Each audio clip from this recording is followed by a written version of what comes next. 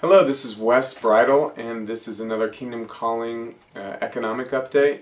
And we are doing these to follow up on the coming storm that we put out in November about the really difficult economic times that are ahead of us, and want to just update the information. If you haven't seen that video, I strongly recommend you hit the link that is near this video. It'll take you to watch that for free. It'll give you greater context so you can prepare for what's coming.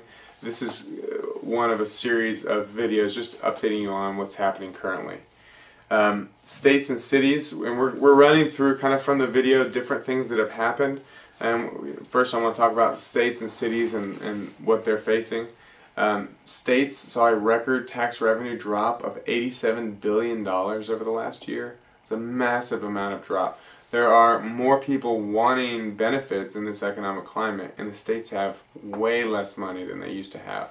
So they're spending way more money than they have, and that's a problem. The states can't print their own money, so it's a serious issue. Total state and municipality debt right now in the United States is $2.3 trillion. So when we talk about the U.S. federal debt, we're not including those numbers, but those numbers are there. There's a really good chance that America is going to step in and bail out a lot of these people, a lot of these states, and maybe some cities. And again, it goes back to the main question that we're looking at, is how long will people lend us money before they stop and we go spiraling out of control. California's $20 billion budget deficit. They were on IOUs before. It's looking like they might have to go back on IOUs. So if you lent money to California, you bought their bond, you're thinking that's safe, they promised to pay you back a certain amount, and instead of giving you cash, they give you back an IOU. That's what they were doing in the past. It's looking like they might have to go back to that. Illinois is quickly approaching California with major issues. Their governor just proposed a budget, very unpopular because it has big cuts in it. He proposed $2 billion of cuts, but even in this budget, he's still adding $4.7 billion to the debt of $6 billion that they already have. This is an unsustainable situation. And then those are two of the biggest states, biggest problem places. Kansas City, Missouri, they have a school board vote, they had a school board vote to close half of their schools in order to not go broke. So we're not just having problems at a federal level, we're having problems maybe where you live, you're insulated to this, or you're not insulated to this and you're seeing it. We're a little bit insulated to this in Texas, but there's serious problems everywhere. This is going to get more and more real to each of us as this stuff really comes full circle. Jobs, we're still losing. They're still showing great news. We only lost this many jobs. I expect to see, when the census comes, job numbers are going to look better for a while, and they're going to trumpet that. Don't be fooled by that. It's going to happen. It's going to look like, oh, our economy is growing so well. Well, they've decided to hire 3 times as many people for this census as they did 10 years ago. We don't have near that many new people, but it seems like it's stimulating. This is Keynesian idea. If the government just spends money it doesn't have, it will help things. Well, if you're one of the people that gets hired, it'll help for a little while until the census is over, and then you're out of work again. So it's fool's gold. I want to speak to China. China is basically the engine of the world economy right now. They're consuming and growing.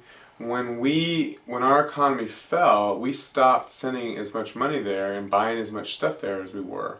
So the Chinese government, in order to keep their economy going, has used some of their cash in order to continue to pay people doing stuff.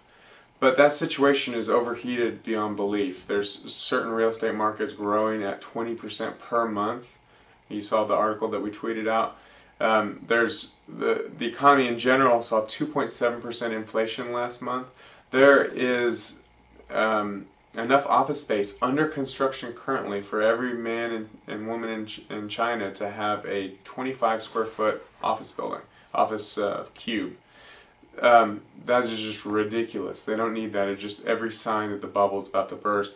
And as China sees the inflation, they're probably going to want to prick that, as we did to ours back in 99, 2000. So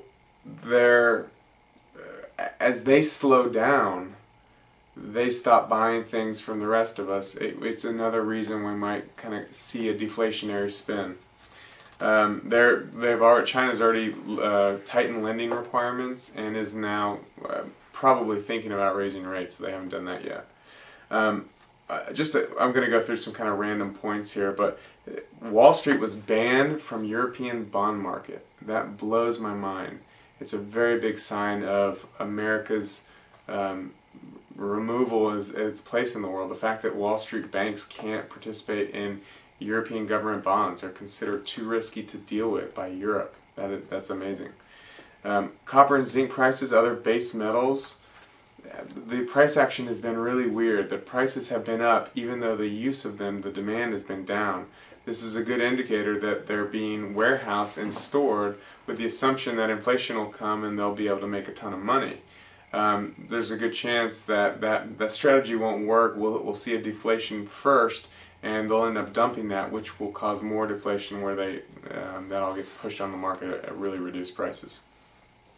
There's an indicator recently called HHMSW where these 5 economists came together. They were apparently surprised, but they put this huge new economic indicator together, and it showed a downturn. They were surprised by this. We're not, but another thing to keep in mind. And you see a lot of Europe and America trying to come against the evil speculators. Where the government does something wrong, the speculator simply takes advantage of that situation, which helps keep everybody honest. But the governments don't like people jumping into their business and pointing out the fact that they're cooking the books. And so they're turning against evil speculators. Again, so we talked about this in the coming storm. This is what happens. You'll see more and more of this. Thanks for participating in this economic update. We hope you've enjoyed it. Again, The Coming Storm, there's a link to it for free. I highly recommend you watch that. If we can help you in any way, please let us know. Thanks.